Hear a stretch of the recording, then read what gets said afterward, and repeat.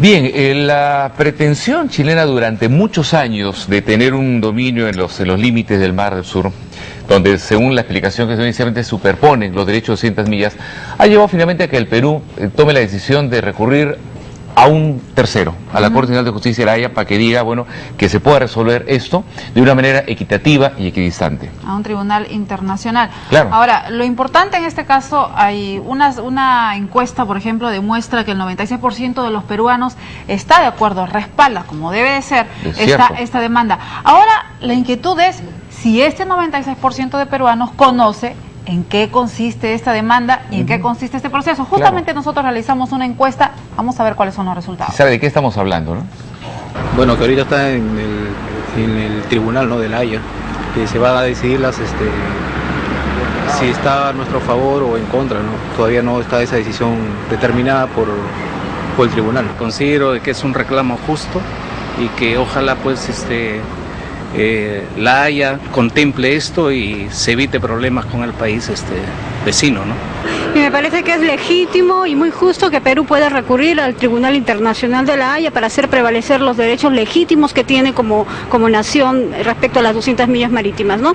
Y me parece que realmente Chile está siendo, siempre ha sido un país con ánimo de, digamos, de expansivo, ¿no?, por su misma condición física. Pero esperemos pues que podamos, estoy segura que vamos a lograr que el éxito y el triunfo en todo esto. Y me parece que la Corte Internacional de la Haya es la que debe definir todo, ¿no? Estamos muy preocupados porque esta nos tiene muy tensos en el problema de Chile y Perú. Bueno, lo que sé es que no está definido correctamente la división en el mar. Chile insiste en que es hacia abajo y Perú es hacia abajo y Chile es hacia arriba. O sea, hay un triángulo que está en disputa, porque no está definido legalmente a quién le pertenece a la zona. Debería definirse más claramente para que no haya conflictos, ¿no? Bueno, opino al respecto que se debe decidir lo que la ley dice y que el que tenga la razón debe ganar y deben respetar la ley que dé la Corte de la Haya, ¿no? Tenemos que solucionar este problema de una vez por la ley, ya que no nos quieren hacer caso los chilenos con respecto a una delimitación que ya tiene mucho tiempo y que ellos quieren verlo de una manera distinta a lo que es en real. Claro, cuando dos partes no se ponen de acuerdo, si tú y yo tenemos un desacuerdo, podemos recurrir a una conciliación, un árbitro o finalmente un juez, pero una instancia que finalmente pueda resolver ello.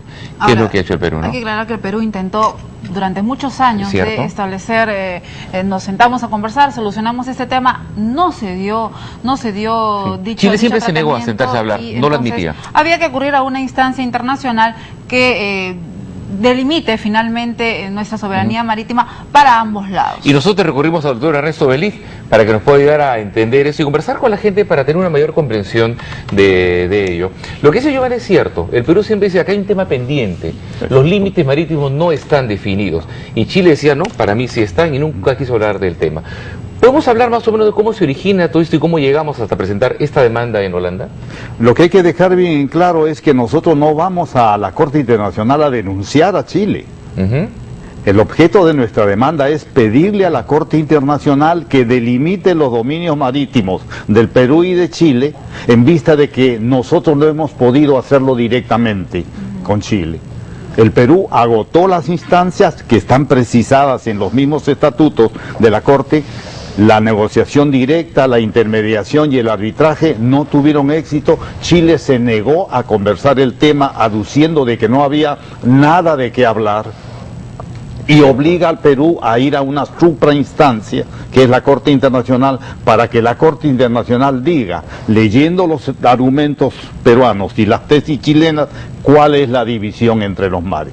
De manera que nosotros estamos pidiendo que se nos entregue un mar que nos pertenece históricamente. Claro, porque los límites que plantea el Perú son límites además equitativos. Totalmente equitativos. Chile plantea una línea en la cual se está llevando y comiendo gran parte de nuestro mar. Claro, hay una línea paralela que es la prolongación de la frontera terrestre que no se puede aceptar. Nosotros decimos debe ser una línea bisectriz.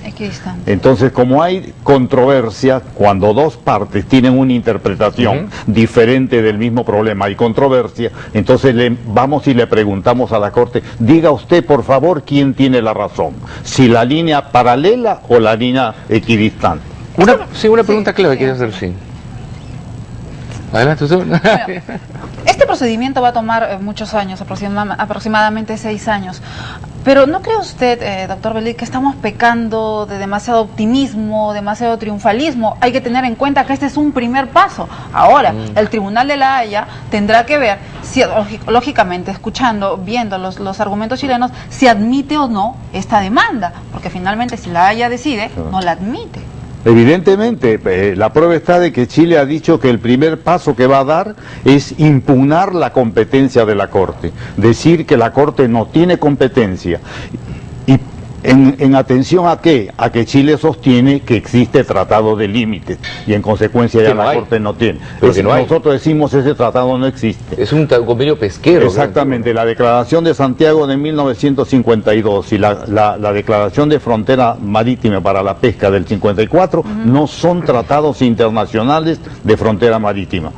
En consecuencia, si Chile impugna a la Corte, la propia Corte tiene que estudiar el problema y pronunciarse sobre si tiene o no tiene competencia.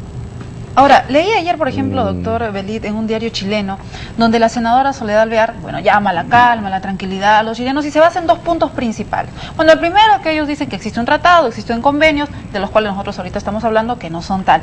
Pero ella también habla de que Perú participó con expertos en el levantamiento del límite marítimo a partir del paralelo, lo cual está registrado en un acta. ¿Qué se refiere con esto? Que hubo una conversación, pero no hubo la firma de un tratado. Han habido más de una conversación respecto a los límites marítimos, pero suscribir un tratado en el que se definan las coordenadas del límite marítimo, ese documento no existe. Permítame un par de comentarios sobre lo cual quisiera también su opinión. Yo lo veo de esta manera. Chile durante años se negó a hablar del tema. Exacto. Y de una forma soberbia, muy arrogante, decía, no hay nada pendiente, no hay nada que hablar con el Perú. Y el Perú decía, oye, aquí hay que ponernos de acuerdo. En Chile están nerviosos y preocupados. Porque en primer lugar, ya recurrir a una instancia, alguien le va a decir, oye, ven, vas a tener que hablar. Chile, ven porque sí hay algo pendiente. Primera, admisión, tengo algo pendiente, algo que habían negado. Y lo segundo, que pueden perder. Porque la Corte, y basado en antecedentes como el caso de Colombia, Nicaragua, Honduras, va a decir de repente, el Perú tiene razón. Y ahí sí, doblemente pierde Chile. Primero porque es admitir que había algo pendiente, que se negó a hacerlo. Y segundo, que no tienen razón. Entonces, yo noto mucho temor en Chile. Y obviamente su primera intención va a ser, desconozco a la Corte, no quiero hablar con ellos. Y nos preguntamos, ¿y por qué están tan seguros? Porque dicen, tengo argumentos jurídicos, que no sé qué cosas por aquí. Bueno, que vayan. Finalmente, si no tiene nada que temer, que sea la Corte. Entonces, ¿qué piensa de esto, doctor Velit? Chile evidentemente tiene las mismas seguridades que los peruanos tenemos de que nuestra tesis es la mejor. Evidentemente, las mismas seguridades, ¿no es cierto? Creo yo que efectivamente, como dicen ustedes, hay que cuidar mucho esos sentimientos triunfalistas porque al final es un jurado imparcial quien va a decidir. Pero la verdad de esto es que si Chile insiste en que la Corte no tiene competencia, lo que va a hacer Chile es, en primer lugar, la Corte nunca se ha declarado incompetente ante un problema de estos. Porque lo dice el estatuto de la Corte, que basta que exista un problema de derecho internacional para que la Corte tenga competencia. De manera que, y este es un problema de derecho internacional. De manera que Chile lo único que va a hacer es ganar tiempo, porque declararse competente a la Corte le va a significar por lo menos un par de años de estudiar los argumentos de Chile para la incompetencia, y recién después de 2 años de estudiar y de declararse competente, allí comienza a estudiar el expediente. De manera que finalmente la Corte se va a pronunciar. No sabemos en qué sentido. Creemos los peruanos que nuestra tesis es la que reconoce la verdad histórica. pero queda la duda del pronunciamiento del tribunal. Pero los antecedentes, la inteligencia y el sentido común nos indican que la Corte hasta este momento nosotros creemos, y además existe lo que se llama la costumbre internacional. El pronunciamiento de la Corte Internacional en el caso de Nicaragua y Honduras, y en el caso de Colombia y Nicaragua, se asemejan mucho al caso nuestro. Y en ambos casos la Corte se ha pronunciado por una línea media, una línea bisectriz, como le quieran llamar, que ha repartido la extensión marítima en partes iguales. En justicia. Y una pregunta, ante un caso hipotético. La Corte admite la demanda del Perú, le da la razón al Perú, y le dice a Chile, señores, los límites son estos. ¿Chile puede desconocer ese fallo? De clase en rebeldía y sabes que ya patea el tablero. El artículo 60 del Estatuto de la Corte Internacional de Justicia dice que sus decisiones son inapelables, son de cumplimiento obligatorio, son vinculantes.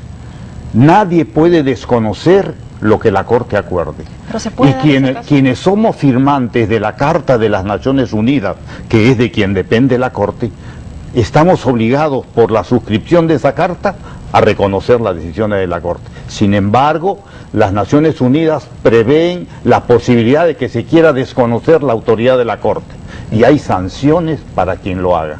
Sanciones que acuerda la Corte, las Naciones Unidas, que van desde la suspensión temporal del país en las Naciones Unidas, a su presencia en las Naciones Unidas, hasta la separación definitiva. De manera que eso tiene su escala de sanciones. No es que yo no queda así, yo no la cumplo y me quedo ahí. De ninguna manera, si no, no tendría objeto la Corte Internacional. ¿Qué opina usted, por favor, ya para terminar, acerca de el planteamiento que han hecho diversas tiendas políticas en cuanto a enviar comisiones a diversos países a raíz de los comunicados dados por Ecuador y Bolivia para informar, ¿no? Para evitar que de repente otros países digan, oye, Perú no quiere cumplir un tratado, no quiere cumplir un convenio, sino dar una real magnitud, una real información sobre este asunto. ¿Cree usted que sea conveniente? Sí. Yo creo que es importante. Más de una oportunidad hemos dicho que dentro de la estrategia que debe desarrollar la Cancillería está difundir la tesis peruana en la comunidad internacional. Pero yo creo que quienes son los menos llamados a hacerlo son los parlamentarios. Por favor, no vayamos a cometer el error de mandar comisiones de parlamentarios que en su mayor parte no están muy bien enterados, que eso puede más bien debilitar la posición del Perú. La estrategia de la Cancillería tendrá que considerar difundir la tesis peruana. Para eso están los embajadores, que son personal especializado. Claro, profesionales. No podemos implementar y enviar como mensajeros a personas que no están en su espacio, que no están precisamente con la capacidad. Muchísimas gracias, profesor doctor Ernesto Belit. Gracias por su comentario, su apreciación y sobre todo la orientación para que podamos tener una mayor comprensión de este tema, que es un tema en el cual todo el Perú está unido, ¿no? Por supuesto que nosotros, Gonzalo, mayormente, más adelante nosotros estaremos informando paso a paso en qué consiste esta demanda. Hay otros límites ahí que tenemos que romper, los de la balanza. Uy, eso sí, eso está más difícil. Eso está bravo, bajarlo, ¿no? Pero se puede con el doctor César Olaya. Yo he bajado, doctora, 3 kilos, ¿ah? Así que estamos bien. Volvemos con el doctor César Olaya.